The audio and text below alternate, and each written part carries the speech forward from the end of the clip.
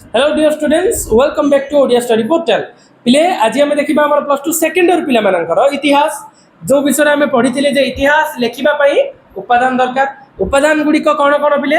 प्रत्नतत्व, साहित्यिक, अभिलेख विषय पढ़ी आम, मुद्रा विषय पढ़ी। जदि फास्ट क्लास देखिन, प्रथम क्लास फास्ट देखिदियो पिले, से आम अति डिटेल रे पढ़ी इतिहास विषय। आज आम कौन देखा पिले? साहित्यिक उपादान। साहित्यिक उपादान कौन कौन रही ना? प्रथम कैटेगरी हूँ बोले धर्म साहित्य।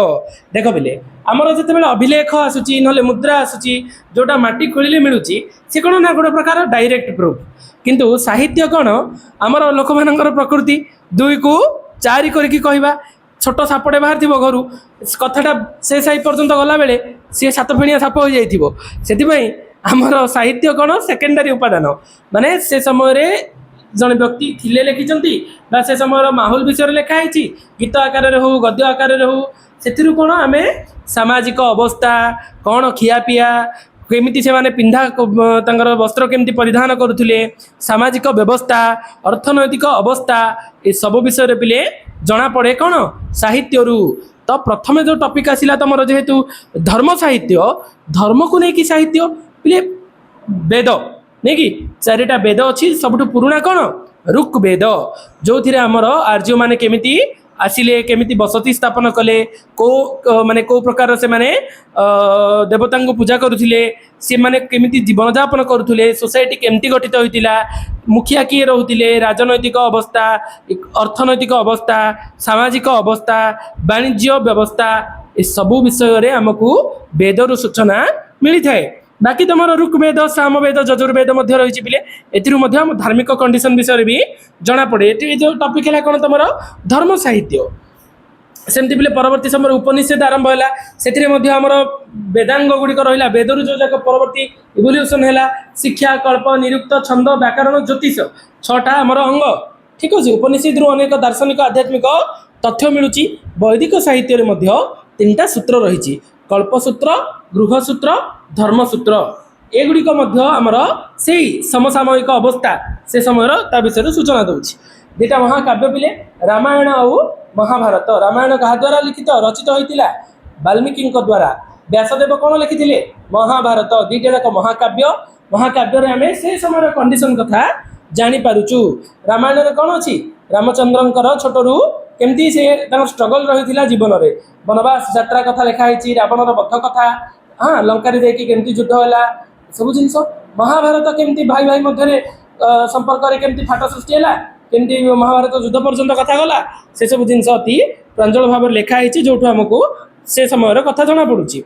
18 पुराण पिले विष्णु पुराण, मत्स्य पुराण, गरुड़ पुराण, वायु पुराण, भविष्य पुराण, ये सब जिन पुराण सब रही। पुराण गुड़िकर आम विभिन्न सृष्टि सर्जना, वंश विषय, राजा मान कथा सब जानीपु। ए अनेक स्थान नाम रही जहाँकि प्राचीन भौगोलिक माने स्थान आमको सूचना दिए। बौद्ध धर्म ग्रंथ में पिले सूत पिटक, विनय पिटक, अभिधम पिटक आमर जमी सूत पिटक अच्छी बौद्ध धर्म नियम, संघ जीवन विषय अच्छी विनय पिटक। ठीक सेमती अभिधम पिटक रही आमर बौद्ध दर्शन विषय। तो ये सब कौन ना आमर बौद्धिक समाज विषय जना पड़ी। ये अतीतर कथा आमको जन दूसरी है। अंगुतर निकाय ख्रीष्टपूर्व आमर 6ठ शताब्दी बेलू गढ़ी उठी महाजनपद विषय सूचना दूसरी है। बौद्ध जातकर कथावस्तु धर्मीय साहित्य कथा अच्छी, सामाजिक राजनैतिक अवस्था जना पड़ी पिले। जैन आचरंग सूत्र, कल्पसूत्र, अंग उपांग, हेमचंद्र द्वारा लिखित परिशिष्ट पर्वण, ये सब कौन आमको दूसरी पिले? से समय सबू अवस्था कंडीशन विषय आमको सूचना दिए। से ये हूँ धर्म साहित्य अंतर्गत। नेक्स्ट आसला तुम जीवन चरित्र पिले। जीवन चरित्र द्वारा केतक राजांकर आद्य जीवन, सिंहासन आरोहण, राज्य जय, शासन, धर्मनीति। एवं मो जीवन विषय मुझे लिखी, मोर आरंभ आरंभ केमती मोर लाइफ स्ट्रगल कथा मुझे लिखी।